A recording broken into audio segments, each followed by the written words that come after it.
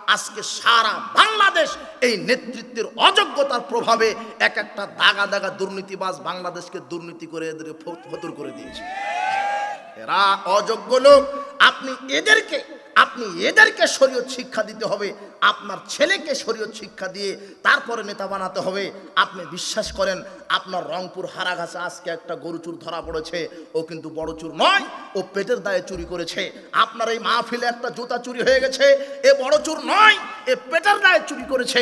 আপনার এই প্রতিষ্ঠান থেকে একটা টিউবওয়েল চুরি হয়েছে, এ বড় চুর নয়, এ ছোট চুর। চুর ঠিক আছে, তবে ছোট চুর পেটের দায়ে চুরি করেছে। তবে বড় চুরকে গরু চুর ছোট চোর বললাম কেন? ও যদি সারা জীবন গরু চুরি করে তাহলে 2 কোটি টাকা চুরি করতে পারবে না। কেন? আজকে চুরি করবে, আগামীকাল ধরা পড়বে। কিন্তু আগামীকাল ধরা পড়লে ও ছলে বলে কৌশলে পালিয়ে যেতে পারবে না, ওকে জরিমানা দিতে হবে। ও বড় চোর নয়, ও সারা জীবনে 2 কোটি টাকা চুরি করতে পারবে না। কিন্তু বড় চোর দেখবেন, বড় চোর কাকে বলে? এই বড় চোরগুলি বসে আছে বাংলাদেশের ইনকাম ট্যাক্স অফিসে, ভূমি অফিসে বসে আছে, পাসপোর্ট অফিসে বসে আছে, ইনকাম ট্যাক্স অফিসে বসে আছে, সচিবালয়ে বসে আছে। এই দাগা দাগা দুর্নীতিবাজ বাংলাদেশের লক্ষ হাজার কোটি টাকা এসি রুমের ভিতরে বসে কলমের খোঁচা দিয়ে এদেশকে কোটি কোটি টাকা দুর্নীতি করে ফতুর করে দিচ্ছে। আপনি বলেন এই দেশের একজন নেতা কয় টাকা বেতন পায়? আপনাকে এখানে বলে উঠতে হবে। বাংলাদেশের যিনি সবচাইতে চিফ মিনিস্টার, হোম মিনিস্টার, সবচাইতে যিনি প্রধানমন্ত্রী, তার বেতন হলো 1,15,000, তার চাইতে বেশি হতে পারে। তিনি যদি 1,15,000 টাকা বেতন পান, তাহলে তার নিচে যারা মন্ত্রী আছে তাদের বেতন 80,000, 1 লক্ষ। আমি ধরে নিলাম এদেশের হোম মিনিস্টার 1 লক্ষ টাকা বেতন পায়, এদেশের অমুক মিনিস্টার 1 লক্ষ টাকা বেতন পায়। কে পায়, কোন মন্ত্রী পায় এটা আমি বলছি না। তবে প্রধানমন্ত্রী যদি 1,15,000 টাকা বেতন পায়, তাহলে নিচের যারা মন্ত্রী আছে তারা 1,80,000 পাবে নাকি? না তার চাইতে বেশি পাবে? জি না। তো আমি ধরে নিলাম যে একটা মন্ত্রী, কোন মন্ত্রী এটা বলছি না, যে কোনো মন্ত্রী, কার বেতন কি? ধরে নিলাম যে 1 লক্ষ টাকা মাসে বেতন পায়, তো 12 মাসে 12 লক্ষ টাকা পায়। তো ও যে নেতৃত্বে যে 6 মাস না যেতেই যে লন্ডনে বাড়ি করলো গো, ও টাকা পেল কোথায়? তার মানে সব দুর্নীতি, চুরি করা টাকা। আর এরা যখন বক্তব্যের মাঠে বক্তব্য দিতে আসে, এই মন্ত্রী, এমপি, মন্ত্রী, আর এদেরকে প্রধান অতিথি আপনি বানান। খুব প্রভাবশালী কোটিপতি মানুষ, সব চুরি করা টাকা।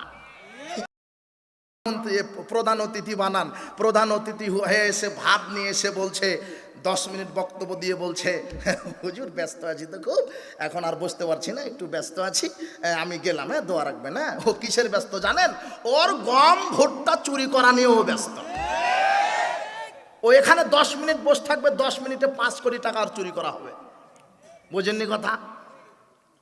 এই উপস্থিত বৈঠকের মুসলিম দিনী ভাই বোন, আপনাকে শোনেন, আপনার ছেলেটাই মন্ত্রী হবে, হতেই হবে। আপনার ছেলে কোরআন হাদিস জেনে মন্ত্রী হবে। কোরআন হাদিস জেনে যদি নেতা হয়, তাহলে 1 কোটি কেন, একটা গম চুরি করতে অন্তর কাঁপবে। কেন? মুহাম্মদ সাল্লাল্লাহু আলাইহি সাল্লামকে বলছেন, এই যে একটা গোলাম আপনাকে দিলাম, আপনার খাদেম, আপনার জুতা পরিষ্কার করে দিবে, গাড়ি মুছে দিবে, অজুর পানি দিবে, এ হলো আপনার খাদেম। এই মেদাম, এই খাদেমের নাম মেদাম, মেদামকে দিলাম।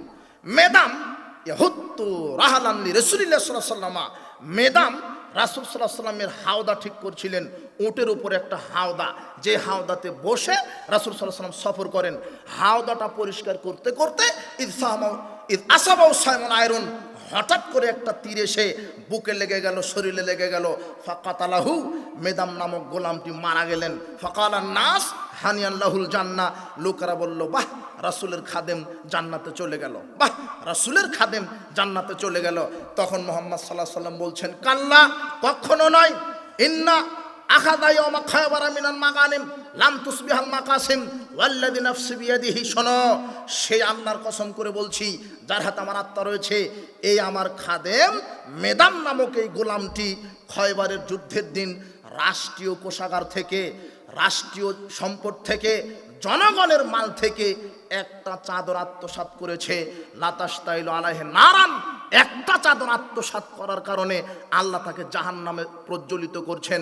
ফালাম্মা সামিয়া জালিকান নাস, যখন এই হাদিসটা জনগণ শুনলো, যা রাজুলুন ইলান নবী সাল্লাল্লাহু আলাইহি ওয়াসাল্লাম শিরাকানা ওয়া শিরাকায়নে, তখন একজন লোক একটা সুতা এনে বলছেন, আল্লাহর নবী আপনি যে বললেন মেদাম একটা চাদর আত্মসাৎ করেছে জাহান্নামে চলে গেছে, তো আমি এই যে সুতাটা আমি দুর্নীতি আত্মসাৎ করেছিলাম, এটা 10-এর মাল ছিল, এই যে আমি সুতাটা আমি দুর্নীতি করেছিলাম, আমিও কি জাহান্নামে যাব? মুহাম্মদ সাল্লাল্লাহু আলাইহি ওয়াসাল্লাম বলছেন, শিরাকুম মিন্নার আও শিরাকানি মিন্নারে, একটা সুতা দুর্নীতি করো আর 2টা সুতা দুর্নীতি করো, জনগণের সম্পদ, রাষ্ট্রীয় সম্পদ, সরকারি মাল যদি তুমি 1 টাকা চুরি করো, আত্মসাৎ করো, পরিণাম জাহান্নাম হবে। তাহলে একটা সুতা দুর্নীতি করার কারণে যদি জাহান্নামে যাওয়া লাগে, তাহলে আপনার এই মসজিদের ক্যাশিয়ারের কি হবে? আপনার এই হেফজখানার এই মুহতামিমের কি হবে? আপনার এই প্রতিষ্ঠানের ভাইস চ্যান্সেলরের কি হবে? আপনার এই মাদ্রাসার হেড মাওলানার কি হবে? আপনার মেম্বার, চেয়ারম্যান, এমপি, মন্ত্রীর কি হবে? আমি বললাম যে মসজিদের ক্যাশিয়ারের কি হবে, মানে ও ক্যাশিয়ারের টাকা দুর্নীতি করে। অবাক! ওই হেফজখানার মুহতামিমের কথা কেন বললাম? ও হচ্ছে ওই কমিটির টাকা দুর্নীতি করে খায়। আপনার ওই মাদ্রাসার হেড মাওলানার কথা কেন বললাম? ও হেড মাওলানা বলছে কি, হেড মাওলানা বলছে চাকরি তো তোমাকেই দিব, তো 5 লক্ষ টাকা আমার জন্য রেখো, আমি একটু উপরে পাঠাবো। মানে ও নিয়োগ বাণিজ্য করতে গেছে, বুঝেননি মনে হয়? নিয়োগ বাণিজ্য করতে গিয়ে 10 লক্ষ টাকা মেরে দিল, অথচ মাথায় টুপি আর দামি পায়জামা পাঞ্জাবি। এই হলো দুর্নীতিবাজ, বুঝেননি কথা? তার মানে ঠিক কোরআন সুন্নাহর জ্ঞান থাকতে হবে, ঠিক আল্লাহ ভীতি থাকতে হবে। আপনার ছেলেকে নেতা বানাবেন কোরআন সুন্নাহর জ্ঞান দিয়ে, আপনার ছেলেকে ডাক্তার বানাবেন, ডাক্তারের তো প্রয়োজন আছে, আপনার ছেলে এমবিবিএস ডাক্তার হবে, কোরআন সুন্নাহ শিখে ডাক্তার হবে। যদি কোরআন সুন্নাহর জ্ঞান থাকতো, তাহলে আপনার ছেলে আজকে ডাক্তারের নামে বাংলাদেশে বাটপাড়ি করে বেড়াতো না। আজকের আলোচনা শোনার পরে আপনি মনে করছেন আমি পিতামাতার সাথে তো বেয়াদবি করেছি, তাহলে তো অন্যায় হয়ে গেছে, পিতামাতা মারা গেছে, বাঁচার পথ কি? তাহলে আপনি পিতামাতার জন্য বেশি বেশি ক্ষমা চাইবেন, তাদের জন্য বেশি বেশি দোয়া করবেন। আপনি পিতামাতার সাথে যদি বেয়াদবি করে থাকেন, তাহলে আপনি আপনার পিতামাতার জন্য বেশি বেশি দোয়া করবেন, ক্ষমা চাইবেন। আল্লাহ সুবহানাহু ওয়া তাআলা রাসূল সাল্লাল্লাহু আলাইহি ওয়াসাল্লাম বলছেন, ইন্নাল্লাহা আযজা ওয়া জাল লা ইয়ারফাউ দারাজাতাল আবদিস সালিহ ফিল জান্নাহ। আল্লাহ সুবহানাহু ওয়া তাআলা জান্নাতে কিছু পিতামাতার মর্যাদা বৃদ্ধি করবেন, কিছু পিতামাতার মর্যাদা বৃদ্ধি করবেন। তখন এই পিতামাতা বলবেন, আন্নালি হাজিহি, এই মর্যাদা কি আমাদের জন্য? এই মর্যাদা আমাদের জন্য? আমরা তো এত নেকির কাজ করিনি, এত মর্যাদা কেন হলো? তখন আল্লাহ সুবহানাহু ওয়া তাআলা বলবেন, বিস্তিগফার ওয়ালাদিকা লাক, শোনো, ওই যে পৃথিবীতে তোমরা সৎ সন্তান রেখে এসেছিলে, ওই যে পৃথিবীতে তোমরা সৎ সন্তান রেখে এসেছিলে, তারা তোমাদের জন্য ক্ষমা চেয়েছে, দোয়া করেছে, তাদের দোয়ার বদৌলতে আমি আল্লাহ তোমাদের জান্নাতে মর্যাদা বাড়িয়ে দিয়েছি। এই সন্তান পৃথিবীতে রেখে যান, এই সন্তান রেখে যান। মেয়ে হিসেবে আপনাকে মর্যাদা দেখালাম। মুহাম্মদ সাল্লাল্লাহু আলাইহি ওয়াসাল্লাম বলছেন, কেউ যদি 2 জন মেয়েকে লালন পালন করে, সৎ পাত্রস্থ করে, সৎ সন্তানের সাথে বিবাহের ব্যবস্থা করায়, আদব শিক্ষা দেয়। আদব কি?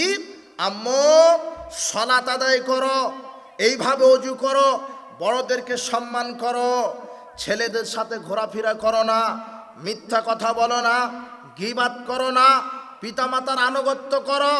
এইভাবে পিতামাতা তার সন্তানকে শিষ্টাচার শিক্ষা দিবে। বলবো, আম্মু আব্বু এইভাবে ওযু করতে হয়, ঘুমাতে যাওয়ার সময়তে দোয়া বলতে হয়, ঘুম থেকে ওঠার সময়তে দোয়া বলতে হয়, পেশাব পায়খানার শিষ্টাচার শিখিয়ে দিবেন, আপনার জুতা পায়ে দেওয়ার শিষ্টাচার শিক্ষা দিবেন, আপনার পোশাক পরিধানের শিষ্টাচার শিক্ষা দিবেন, সালাত সিয়াম শিক্ষা দিবেন, আপনি কোরআন হাদিসের শিক্ষা দিবেন। বলবেন, আম্মু জেনার নিকটবর্তী হয় না, আব্বু মাদকতা পান করো না, মাদক সেবন করো না, এইভাবে শিষ্টাচার শিক্ষা দিবেন। এইভাবে মেয়েকে শিষ্টাচার শিক্ষা দেওয়ার পরে যদি সৎ সন্তানের সাথে বিবাহের ব্যবস্থা দিতে পারেন, ওই পিতার জন্য জান্নাত ওয়াজিব হবে। কিন্তু আপনার মেয়েটা বেপরদায় চলছে। মুহাম্মদ সাল্লাল্লাহু আলাইহি ওয়াসাল্লাম বলছেন, কেউ যদি তার 2টা মেয়েকে সৎপাত্রস্থ করে, সুন্দর শিষ্টাচার শিক্ষা দেয়, তাহলে ওই মেয়ের বাপ আর আমি মুহাম্মদ সাল্লাল্লাহু আলাইহি ওয়াসাল্লাম একসাথে জান্নাতে থাকবো। এখন আপনার সাথে এই কথা যে আপনার মেয়েটা যদি ওই বয়ফ্রেন্ডের সাথে পতিতালয়ে যায়, আর এই 31 নাইট পালন করে, পয়লা বৈশাখ পালন করে, আর বিশ্ব বেহায়া লুচ্চা দিবস পালন করে। এখন আপনি মুহাম্মদ সাল্লাল্লাহু আলাইহি ওয়াসাল্লামের সাথে থাকবেন না ইবলিস শয়তানের সাথে জাহান্নামে থাকবেন? আপনার ঘটনা, আপনার পরিস্থিতি দেখেন তো। আপনার মেয়েকে নিয়ে কোথায় থাকতে চাচ্ছেন? মুহাম্মদ সাল্লাল্লাহু আলাইহি ওয়াসাল্লামের সাথে যদি জান্নাতে থাকেন, তাহলে আপনার মেয়ে বেহায়াভাবে চলতে পারে না। আপনার ছেলেটা জোয়ার আড্ডায়, তাসের আড্ডায় থাকতে পারে না, জোয়ার আড্ডায়, গেমসের আড্ডায় থাকতে পারে না, গান বাজনার আড্ডাতে থাকতে পারে না, মদের আড্ডাতে থাকতে পারে না। আপনার মেয়েটা বেপরদায় চলতে পারে না, আপনার মেয়েটা এইভাবে অপসংস্কৃতি লালন পালন করতে পারে না, জাহেলি যুগের মতো, বর্বরতার যুগের মতো, অসভ্যতার মতো উলঙ্গ হয়ে চলতে পারে না। যদি আপনার মেয়েটা নগ্ন হয়ে চলে, দায়ী আপনি। রাসূল সাল্লাল্লাহু আলাইহি ওয়াসাল্লাম বলছেন, সালাসাতুন কাদ হারামাল্লাহু আলাইহিমুল জান্নাহ, 3 শ্রেণীর মানুষের উপরে জান্নাত হারাম। তার একটা হচ্ছে দায়ুস। দায়ুস কে? যার মেয়ে, যার স্ত্রী, যার ছেলে মেয়ে বেপরদায় চলে, সে দায়ুস, তার উপরে জান্নাত হারাম। বলছিলাম পৃথিবীতে আপনি সৎ সন্তান রেখে যাবেন। আবু হুরায়রা রাদিয়াল্লাহু আনহু বলছেন, রাসূল সাল্লাল্লাহু আলাইহি ওয়াসাল্লাম বলেছেন, ইদা মাতাল ইনসান, মানুষ যখন মারা যায়, ইনকাতান আমালুহু, তার সব আমল বন্ধ হয়ে যায়, ইল্লা মিন সালাসাতিন, 3টা আমলের নেকি থাকে, ইল্লা মিন সাদগায়ে জারিয়া, সাদগায়ে জারিয়া, মসজিদ মাদ্রাসা করেছেন, এতিমখানা করেছেন, ব্রিজ কালভার্ট হসপিটাল নির্মাণ করেছেন, আপনার এগুলি সাদগায়ে জারিয়া, আপনি কবরে শুয়ে শুয়ে এর নেকির একটা অংশ পাবেন। 2 আও ইলমিন ইনতাফাউ বিহি, জ্ঞানের কথা বলেছেন, যা থেকে কোরআন সুন্নাহর কথা বলেছেন। আপনার মুখ থেকে কোরআন সুন্নাহ শুনে যত মানুষ ইবাদত করবে, সব মানুষের যত নেকি হবে, আপনার একাই তত নেকি আল্লাহ কবরে পৌঁছে দিবেন। আওয়ালাদিন সালেহ ইয়াদুলাহু, সৎ সন্তান, যেই সন্তান আপনার জন্য দোয়া করবে, যেই সন্তান আপনার জন্য দোয়া করবে, আপনি সৎ সন্তান শিক্ষা দিবেন। আপনি সৎ সন্তান কিভাবে শিক্ষা দিবেন? আপনার ছেলে মেয়েকে কোরআন সুন্নাহ শিক্ষা দিবেন। আপনার ছেলে মেয়েকে যদি কোরআন সুন্নাহ শিক্ষা দিতে পারেন, তাহলে এই ছেলে মেয়ে আপনার জন্য দোয়া করবে। সালাত আদায়ের পরে রাত্রে আপনার কবরে গিয়ে 2 হাত উত্তোলন করে বলবে, আল্লাহুম্মা গফির লাহু ওয়ারহামহু ওয়াফু আনহু ওয়াকরিম নুজুলাহু ওয়াসি মাদখালাহু ওয়াগসিলহু বিল মাই ওয়াসসালজি ওয়াল বারাদ ওয়ানাক্কি মিনাল খাতায়া কামা ওয়ানাক্কা সাওবুল পিয়াজু মিনাদ দানাসি ওয়াবদিলু দারান খায়রাম মিন দারিহি ওয়ালান খায়রাম মিন আহলিহি ওয়া যাওজান খায়রাম মিন যাওজিহি ওয়াদখিলুল জান্নাহ ওয়াইজু মিন আযাবিল কবর ওয়া মিন আযাবিন নার। এইভাবে আপনার সৎ সন্তান আপনার জন্য দোয়া করবে। সৎ সন্তান তৈরি করবেন কিভাবে? কোরআন হাদিসের শিক্ষা দিয়ে। আল্লাহ সুবহানাহু ওয়া তাআলা বলছেন, ইকরা বিসমি রাব্বিকাল্লাযী খালাক, তোমরা পড়াশোনা করো, তোমরা পড়ো, প্রত্যেকেই পড়তে হবে। ইংরেজি বাংলা পড়েন, এটাও পড়া, কোরআন হাদিস পড়েন, এটাও পড়া, তবে এর ভিতরে ফারাক আছে। আমি ইংরেজি বাংলা অঙ্ক এগুলি পড়তে নিষেধ করিনি, ইঞ্জিনিয়ার হতে নিষেধ করিনি, ডাক্তার হতে নিষেধ করিনি, সচিব জজ ব্যারিস্টার হতে নিষেধ করিনি, নেতা হতে নিষেধ করিনি। আল্লাহ আগে বলেছেন কোরআন সুন্নাহ শিখতে হবে, কোরআন সুন্নাহর মৌলিক জ্ঞান শিখতে হবে। তারপরে আপনার ছেলেকে র্যাব বানাবেন, পুলিশ বানাবেন, বিডিআর বানাবেন, আর্মি বানাবেন, সচিব বানাবেন, এমপি বানাবেন, মন্ত্রী বানাবেন, ডাক্তার বানাবেন, আপনি নেতা বানাবেন। কোরআন হাদিস শিক্ষা দেওয়ার পরে যদি আপনার ছেলেকে নেতৃত্বের পর্যায়ে নিয়ে যান, আপনার ছেলে যদি কোরআন হাদিস জানে, ঠিক যদি শরীয়ত জেনে নেতৃত্বের মাঠে আসে, ও আর জনগণের টাকা দুর্নীতি করবে না। আপনার ছেলেকে নেতা হতে হবে, নেতা হতে নিষেধ করিনি, নেতৃত্ব দিবে কে? তবে আপনার ছেলেকে আগে কোরআন সুন্নাহ পড়াশোনা করে নেতৃত্বের মাঠে আসতে হবে, নেতৃত্বের চেয়ারে বসতে হবে। মুহাম্মদ সাল্লাল্লাহু আলাইহি ওয়াসাল্লাম বলছেন, আমি বাইনামান নবী সাল্লাল্লাহু আলাইহি ওয়াসাল্লাম ইউহাদ্দিসু, আবু হুরায়রা রাদিয়াল্লাহু আনহু বলছেন, আমি মুহাম্মদ সাল্লাল্লাহু আলাইহি ওয়াসাল্লাম, আমি দেখলাম মুহাম্মদ সাল্লাল্লাহু আলাইহি ওয়াসাল্লাম জাতির সামনে বক্তব্য দিচ্ছেন। এই যে আরাবিয়ুন ফাকালা মাতা সাত, এক আরবি লোক, গ্রাম্য মূর্খ লোক এসে বলছেন, আল্লাহর নবী কিয়ামত কবে হবে? তখন রাসূল সাল্লাল্লাহু আলাইহি ওয়াসাল্লাম বলছেন, ইদা দুইয়াতিল আমানাত ফানসারি সাত, যখন 10-এর পয়সা আত্মসাৎ হবে, যখন 10-এর পয়সা আত্মসাৎ হবে, যখন মানুষের ভিতরে খেয়ানত বেড়ে যাবে, সেদিন কিয়ামতের অপেক্ষা করো। কাইফা যাতুহা, লোকটি বললেন, কিভাবে আত্মসাৎ হয়, কিভাবে 10-এর পয়সা আত্মসাৎ হয়? তখন রাসূল সাল্লাল্লাহু আলাইহি ওয়াসাল্লাম বলছেন, ইদা উসিদাল আমরু লিগাইরি আহলিহি, যখন কাজের লোক অযোগ্য ব্যক্তিকে দেওয়া হবে, যখন যোগ্য চেয়ার অযোগ্য লোক বসবে, যখন যোগ্য স্থানে অযোগ্য লোককে নিয়োগ দেওয়া হবে, সেদিন তুমি কি মুহাম্মদ সাল্লাল্লাহু আলাইহি ওয়াসাল্লাম বলছেন এমন একটা সময় আসবে নেতৃত্ব হবে অযোগ্য। আপনার ছেলে নেতৃত্ব দিবে দেশের, তবে তাকে কোরআন সুন্নাহ শরীয়তের জ্ঞান অর্জন করে নেতৃত্ব দিবে। যদি আপনার ছেলে কোরআন সুন্নাহর জ্ঞান অর্জন করে নেতৃত্ব দেয়, তাহলে 10-এর পয়সা মেরে খাবে না, এই জনগণের টাকা দুর্নীতি আত্মসাৎ করবে না,